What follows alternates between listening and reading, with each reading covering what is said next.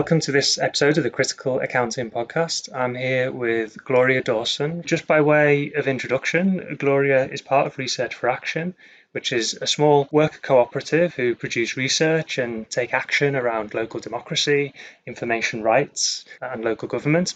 Research for Action are currently working on radical municipal projects around the UK and Europe, looking at how local activists and campaigners make local government more democratic and accountable. They convene a group of citizen auditors who support each other to understand and uphold local government accountability by scrutinising financial information.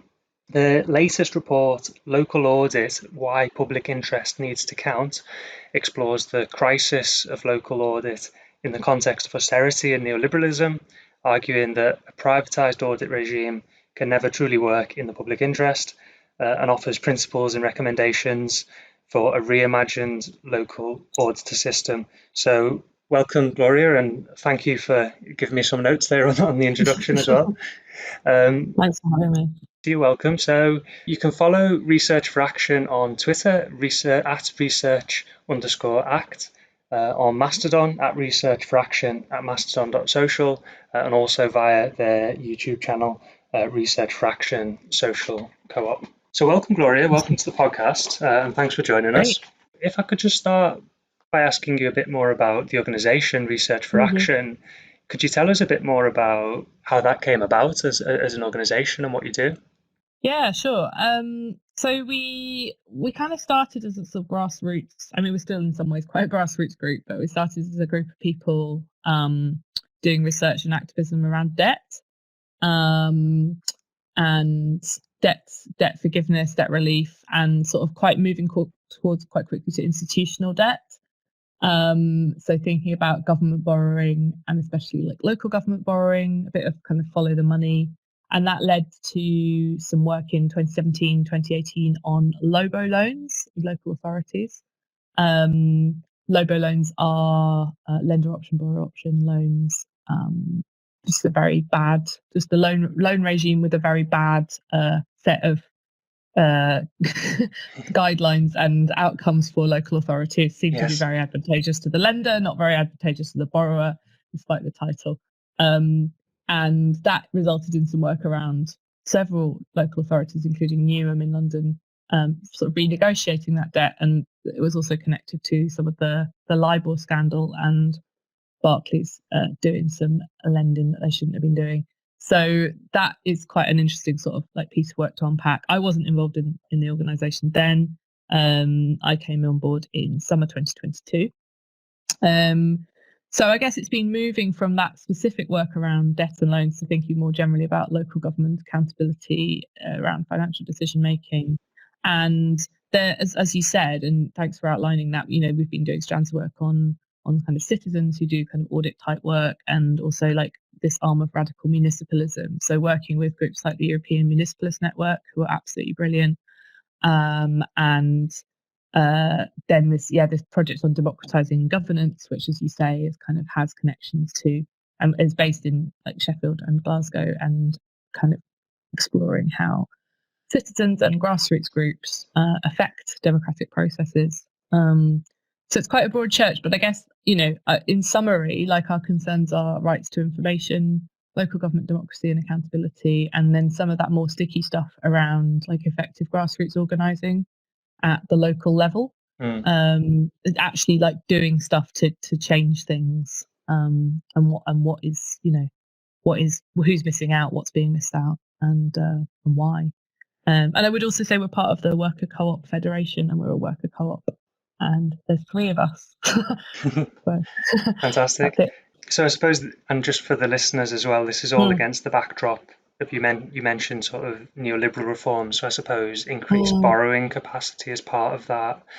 Also the huge austerity context. Local authorities took sort of the brunt of the cuts through the sort of 10 years of austerity decade, if you like.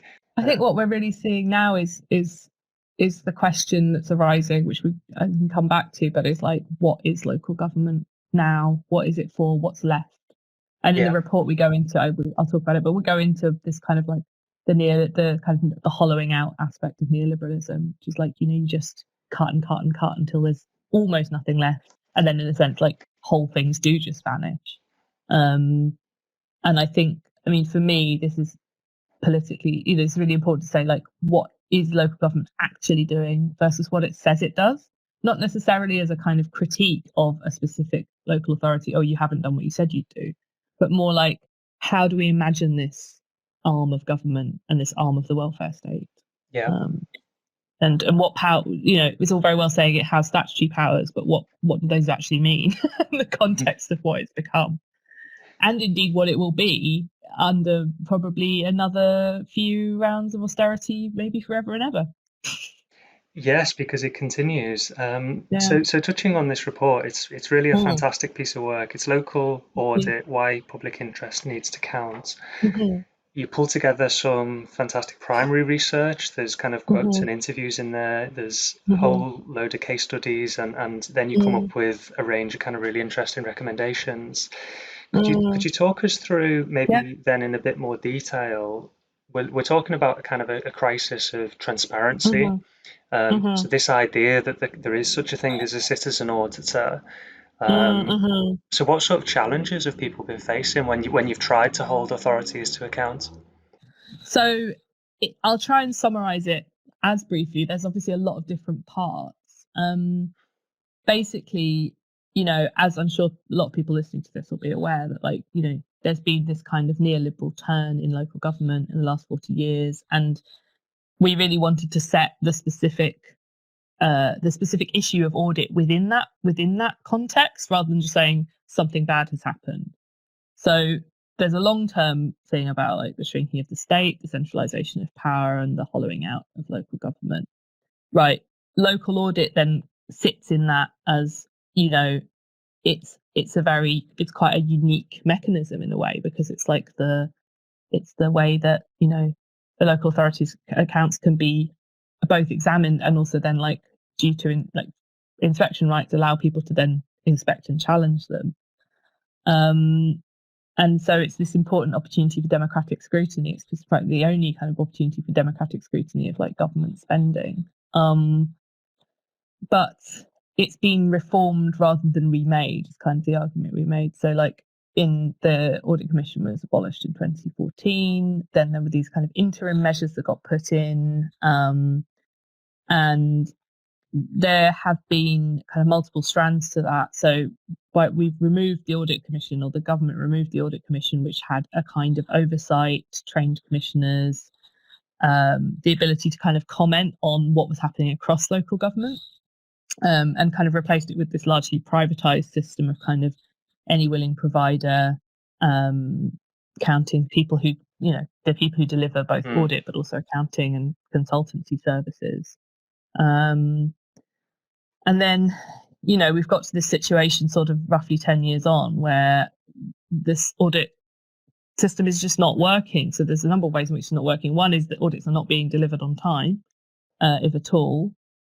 So we've just had the report of that, only 5 were returned in time for 2022-23 in England, only 5. But then the quality of the audit has declined enormously. There's a lack of, that we can talk about why these problems have arisen, but that's what we're seeing from the local government perspective. And then the other thing which we've documented both in this report, but more deeply in our report Democracy Denied from 2021, is the kind of way that when citizens and journalists, and what we call citizen auditors as a kind of umbrella term, but basically ordinary people who are not involved in government, scrutinize or try to use the inspection rights that were enshrined in the new Local Audit and Accountability Act 2014, they are all often, I would say maybe usually, like stonewalled, not given the information that they need, kind of resort to using things like the Freedom of Information Act. There's a plethora of different transparency initiatives that are available, but then, can't get what they want. And we see this as obviously like it's a profound democratic problem, and it sits in a wider problem of a kind of accountability and transparency around around local government and the procurement of services which are statutory services in the UK, for example, housing, homelessness, education, and so on, healthcare. So, and the auditors themselves have kind of woken up to this problem. And this is a quote from like the head of local government in Grant Thornton saying in July, sort of innocently saying in July, "What's missing for me is some kind of overarching regime whereby local authority performance is considered. It's not for me to say whether the Audit Commission should be coming back, but that's what the Audit Commission used to do." So we've got to this point where even the auditors are publicly scratching their heads and sort of saying, well, we can't really do our job properly. So yeah, we're trying to come at it from both ends. And I guess I want to say something briefly about public interest before we get into like the recommendations and the kind of why we chose to frame it like that is just because there aren't really any definitions of public interest around this stuff. And I think that is crucial because it means that, it goes wider than this. It's to do with like FOI and different codes of conduct and things, but you don't have a clear way of saying, well, this thing is in the public interest and this isn't in the public interest. So when one thing that happens is when people look at accounts and look at an audit report and say, well, actually, that looks like that could be a problem that person spent, £3 million on a boxing club that their friend runs or something, and then try to raise a report in the public interest. The auditor comes back and says, oh, that's not in the public interest. So they kind of get to define what that is, and that happens repeatedly. So that's kind of the outline of the report. I mean, just like I think that it's worth saying that there's really the kind of lack of accountability and transparency in this regard has a lot of quite profound problems. I mean, less broadly, like less openness and transparency, less audit, public and civil society being excluded from accountability processes leads to a greater risk of like corruption and mismanagement, frankly. And I think that like local government doesn't see citizens or journalists as helpful or willing partners in like trying to improve governance.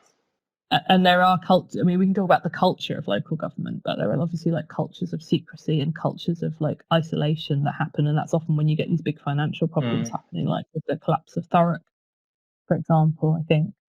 So, not all of these things are directly connected to the audit process and how audit is commissioned by local government and how it's returned, but they all feed into this theme of audit and accountability.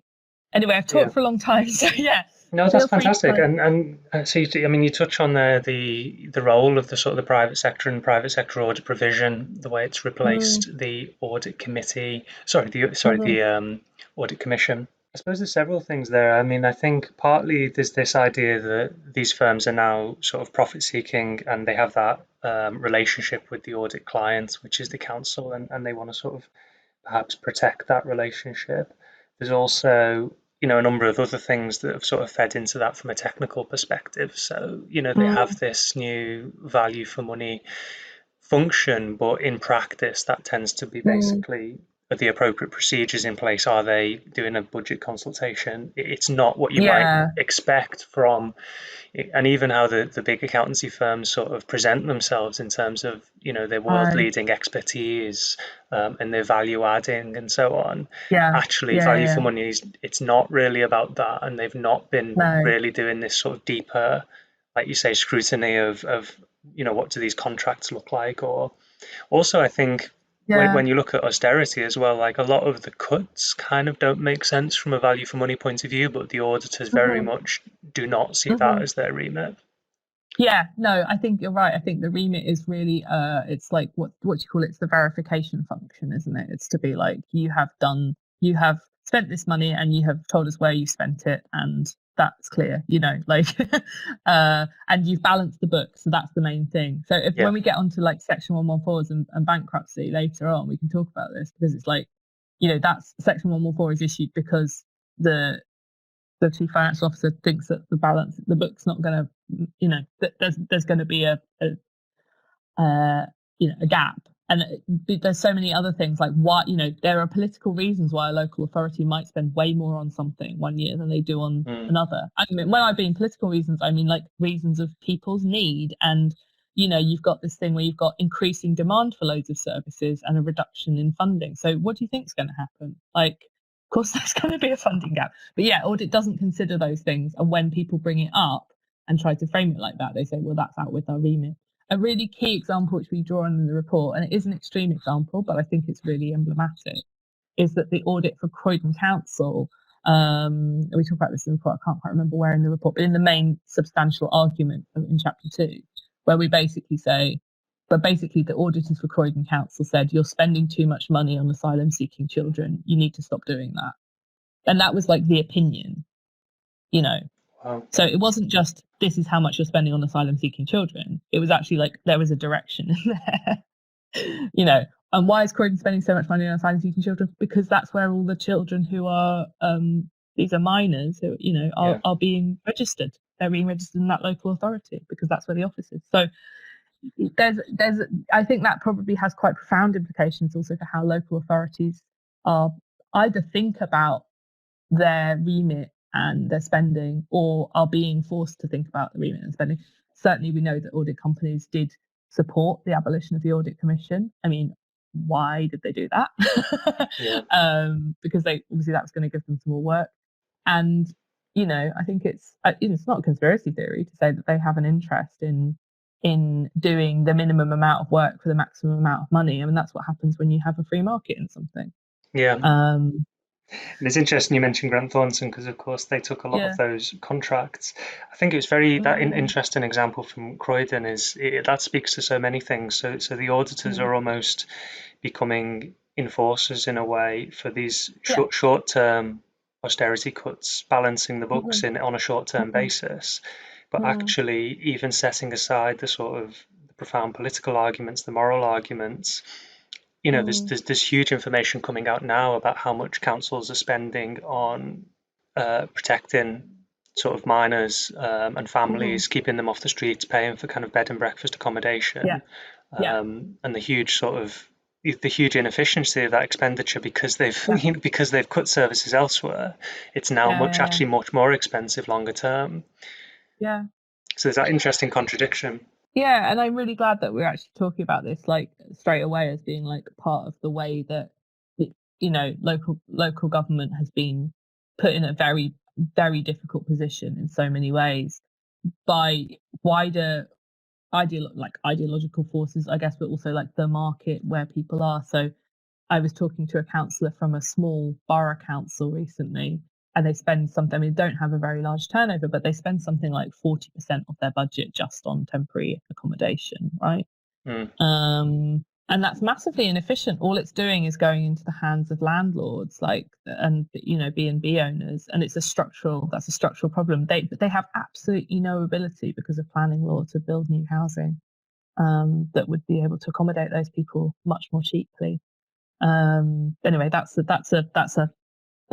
kind of worms over there, but that's an example of where it kind of trickles down to. Yes. Like the inability, you can't just criticize councils for their spending, because I think you also have to look at like the constraints on their own power as regards creating alternative economies. And that's what we could talk a bit more about, Yeah, perhaps we can come back to some of the recommendations from the report and some of the bigger picture stuff. Perhaps just before we do that, Birmingham City Council, where I live, has just announced a Section 114 notice, reported in the media as kind of effectively a bankruptcy notice. Yeah. Other councils are increasingly sort of in trouble. We've seen an increase in Section 114 reports and research suggesting that there's lots of other councils looking at taking similar steps. Yeah. Can you say anything very briefly about what is a Section 114 notice, I suppose, for our listeners, but also how do you see this current situation developing? Are more councils going to go bankrupt? So Section 114 is basically like the part of the legislation, I think it's the 1988 Local Government Act, that says that, if a chief financial officer thinks that there's a risk of bankruptcy, they need to issue a notice under this section, which basically says that. and it has to be reported to the Secretary of State, and then it opens up the possibility, not the actual. So that's the first thing to say, that we think about the council's not going to be able to balance its budget in the coming year or whatever years. There's nothing that has to happen up until that point. I think the council itself has to respond within 21 days to that notice and say what they're going to do about it. But there's a number of things they can do. One of the things that does happen and has happened in Birmingham is the imposition of commissioners, so-called commissioners, who are nominees of the Secretary of State of the government to run all part of the council for a prescribed time, as to be decided, I think, by the Secretary of State. But just going back to the kind of wider picture with councils, we have seen more of them. And we're also seeing more councils saying that they're in financial trouble, because there are other reasons. There are other reasons that you might issue like a notice if there's been major financial mismanagement, for example, which is obviously a slightly different thing and often involves criminal proceedings and stuff. But we're seeing a lot of councils saying, we think we're on the edge, and there's been 4 or 5 in the last couple of years that are actually, Thurrock is the other huge one. Lots of smaller district councils in places like Surrey, for example, seem to be coming under that kind of purview. And I think what is interesting to me is a few things. One is what happens to democracy in local authorities that when they come under the control of Westminster, or at least partially come under the control. What happens to all the kind of accountability mechanisms and the ability of councillors to contribute to what's happening. And then also what happens to councils when they're trying to avoid Section 114. So I was just reading the South End Council proposal of how they're going to make sure that they don't get into this situation, which is recruitment freeze, essential spending only, close services, remove services, rationalise the estate. I mean, I think we all know what that means. Reduce underutilised frontline provision, children's centres, libraries, leisure centres.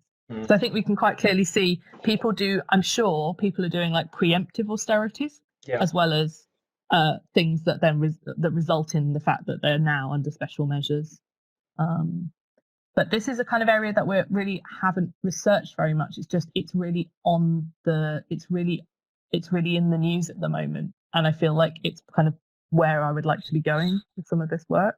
Yeah, so you touched on the sort of the lack of analysis and the lack of understanding really of the local government sector and how it's sort of managed from a policy perspective and an audit perspective. Just to say a little bit more about Birmingham, we've obviously got the situation here quite widely publicised with the equal pay liabilities, which is an interesting thing of itself. Came about from a court case back in 2012 and finding that women in the workforce were not being paid fairly, essentially, or equally. And that liability just last month, a few weeks ago, has been sort of re-estimated at sort of £600 or £700 million. And it touches on a lot of what you raised earlier. So Birmingham's not had a set of audited accounts since March 2020. It's published 2 sets of unaudited accounts for 21 and 22. And then it's delayed filing 23. And if you look at those accounts, the equal pay provision, what the auditors sort of signed off on back in 2020 was something like 140, 150 million. And then in the accounts again in 21 and 22, it's like 140 million. And then suddenly it's like 700 million. So just out of nowhere. So clearly something's gone wrong there from an audit perspective in terms of, why haven't they found that in the first place and why haven't they blown the whistle sooner? But then also when you look at and I've been doing a bit of work on this, if you go into the sort of the history of Birmingham City Council, see they've had huge cuts. It was something like 70% of their expenditure they had to cut prior to all of this. And kind of precisely as you say, trying to avoid a Section 114 notice, they've set budgets to sort of balance the books, but then they consistently year on year sort of fail to implement all of the savings they identify. And this has a Right. sort of a cumulative effect in that if they're always falling short of the savings target, that kind of erodes and weakens the balance sheet. And actually, the total cuts over that decade were about 800 million, so they are Right. comparable to or even in excess of this equal Yeah. pay liability. Yeah, the headline is the equal pay, but actually, a Yeah. decade of austerity is every bit as much as what's left them in this position. Yeah. I think there's two things that really come up for me when you're saying that. One is, and I wanted to say this earlier, there's no interest in auditors blowing the whistle, as you say, on structural problems, really either in one authority and definitely not over multiple authorities. Like it is not in their remit. So whereas like a audit commission would have been like, could, you know, and did kind of identify savings in certain fields across local authorities, you know, or you're spending loads of money on libraries, have you considered doing this thing that this other person's doing? None of that knowledge sharing is happening at that level. Well, not, you know, not connected to audit. Two, the it doesn't surprise me that there is a difficulty like managing money and very complex budgets, very complex financial mechanisms. Local authorities are, you know, financially complex in many ways, because there's no staff to do it. Like, you know, and because you know, if you're trying to deliver frontline services, you know, something that really jumps out is something like Meals on Wheels or like care service. Like you can't cut those workers because then they don't exist. That service doesn't exist. But what you can do is reduce your accountancy department from 15 people to 5, like that, and say that those people are going to do, you know, they're not going to do 3 times as much work, are they? But they're going to do even more work, which of course then connects to kind of, you know, questions about workers' rights and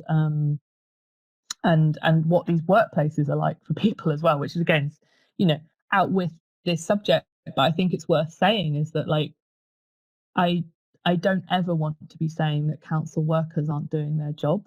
Like I think a lot of them work very hard, under extremely difficult conditions. Lots of public sector workers. Yeah. But I mean, do you think that's partly what's been going on? Like that people just there just isn't the manpower or the person power to effectively manage the resource?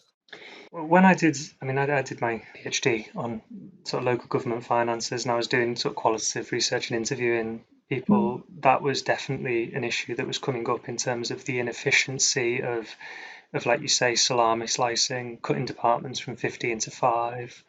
I remember speaking to an environmental health worker who said, you know, every year they just sort of don't know what the end game is. They don't know what they're planning for. And, you know, you develop sort of strategic partnership relationships and then people disappear, whole agencies disappear. And yeah, you just don't know what the end game is. And it's a very sort of emotionally difficult place to work, but also very practically, it's like you say, it's difficult to sort of plan and have a proper financial plan, value for money consideration when you're constantly like firefighting the budget. Yeah, I completely agree. I think that's definitely something that I've seen for sure.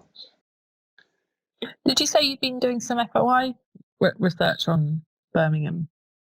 Yeah, so we've got an FOI in at the moment trying to get hold of correspondence between the auditors and the council on the equal pay provision, relating to the last 4 audit cycles.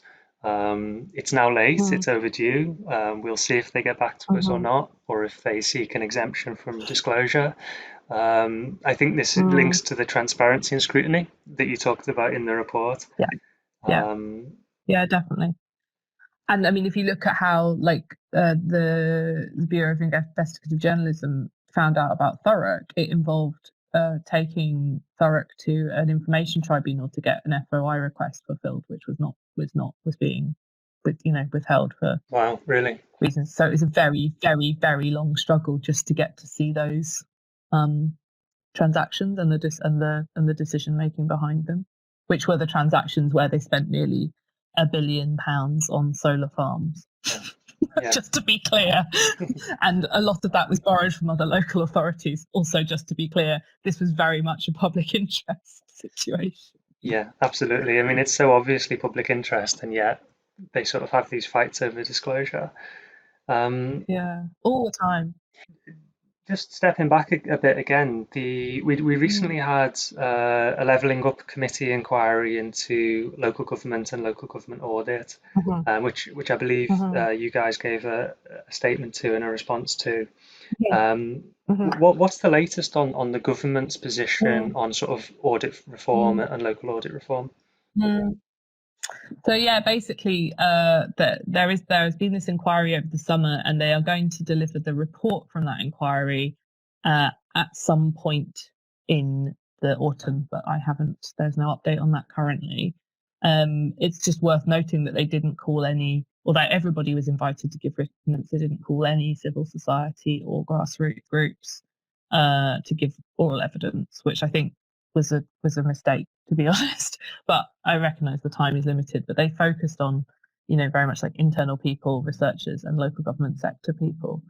Um, Meanwhile, the Conservative government, having committed to an audit reform bill and therefore act in this Parliament and given a white paper in the summer of 2022, have dragged their feet on it repeatedly and have now basically ditched it from this Parliament essentially. So it's not going to be announced as a draft bill in the King's Speech. Um, I think that there are lots of reasons for this, probably internal political reasons, but the government keeps insisting that audit reform, and this is obviously mainly public sector audit reform, private sector audit reform, can happen without the need for primary legislation. But it's very limited because they're trying to set up a new body called ARGA, Audit Reporting and Governance Authority, and that needs primary legislation. And interestingly, in September, the Labour Party said that they would introduce, if they were in government, if they were, running the government in the next parliament, the next government, they would do audit reform, but they wouldn't commit to when, and they suggested that it wouldn't be immediately. And it's very, very overdue. I mean, it's been promised for several years now, and there was always the plan when the Audit Commission was abolished to create a new body. So while some of the kind of local audit type functions and the business private sector audit have been moved to different bodies like the Financial Reporting Council, um, there's no overall body for audit, full stop. And that it's worth saying, like, of course that affects local government, and that's our concern. But it's also, the body that would also help stop things like the Carillion collapse, for example, which we've just seen a record fine of £21 million for KPMG for that botched audit. The fact that the regulator is keen to fine people so much is really interesting in itself. So obviously want to act as a deterrent, but there's been a lot of problems with the auditing of businesses, and that is a problem, even if you believe in the kind of ideology, it says, like, Britain needs to be open for business and a great place to do business and all this kind of stuff. Is like, you can't regulate it properly. That's a real problem. Yeah. Sorry, that was a bit of a rant, but yeah. So I think there's definitely some interest in the Labour Party, and there has been for many years with some people like Meg Hillier, who's been chair of the Public Accounts Committee for a very long time, banging the drum for like local audit being really, really important, being really essential to good governance, having really bad effects when it goes wrong. She's been one of the people publicly pointing out that the audit backlogs actually have an impact on the delivery of whole of government accounts, which means like Yeah. it's really unclear like, what the entire government spending is looking like, and that has an impact on how services are delivered in the NHS, which is the bedrock of how healthcare gets delivered in this country. So they're really, the widespread problem of this. This is a democratic problem. It's a democratic problem, and it has like actual consequences, and not just in local government. So there are people in the Labour Party who get that. I don't necessarily think they're the people who are close to the Labour leadership, but I sort of feel faintly hopeful that if Labour are in the next government or form the next government, things might change. And one of the great things about your report is it's a thorny issue, but you've got very clear and precise sort of recommendations, what we can do around improving transparency and scrutiny. Yeah. You recommend a kind of a national audit provider, something like a sort of an Audit Commission 2.0. So we've got all of these things in the report, and you've done the work. Maybe we just need to get it on desks and get the right people looking at it, and making it a political priority as well. Certainly.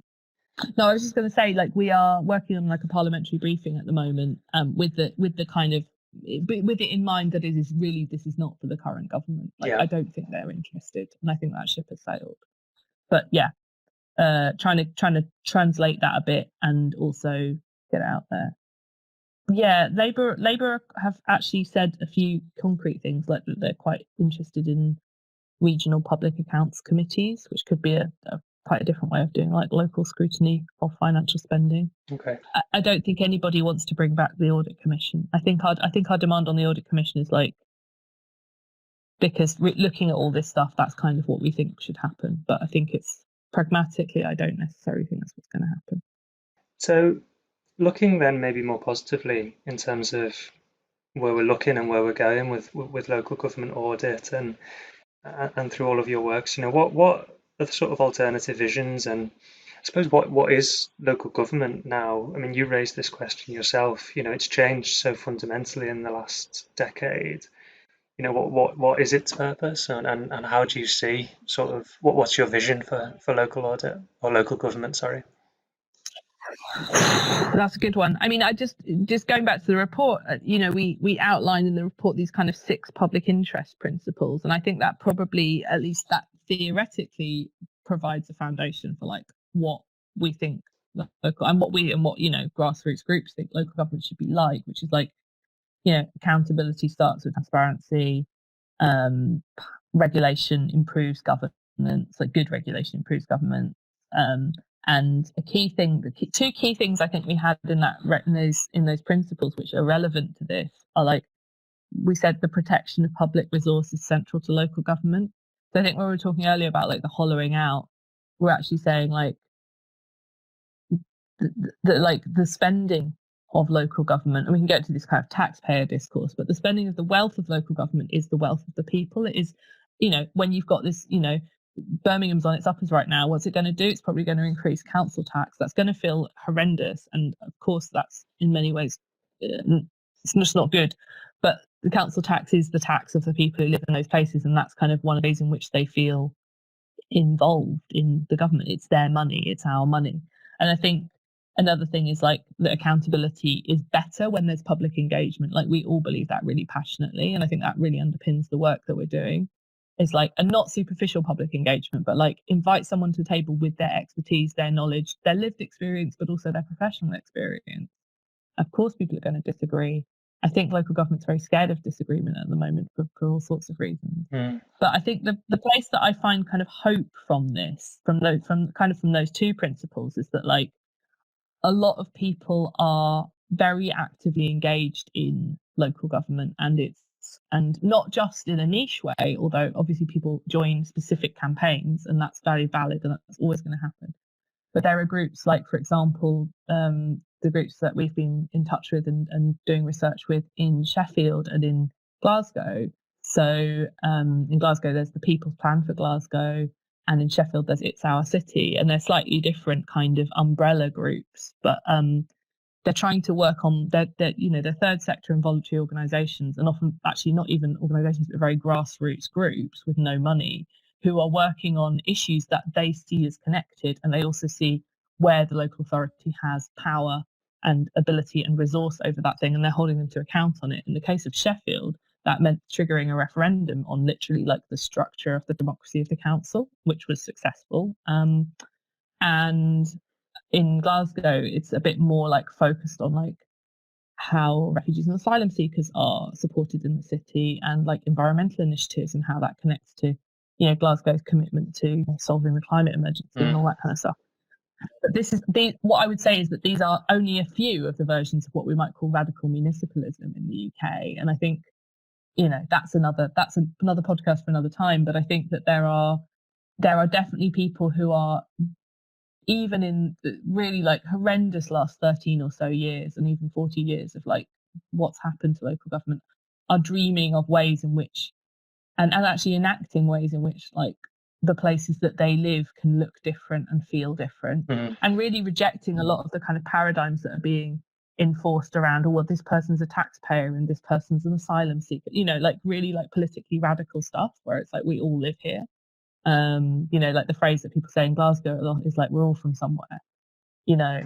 And you know, that's the other element of that. I would say I went to a really interesting summit in June at that was part of this group called Feminized Politics Now, and there were lots of, and it was about the kind of radical municipalism and like a feminist politics within that, which is fascinating. And there were lots of Labour councillors there.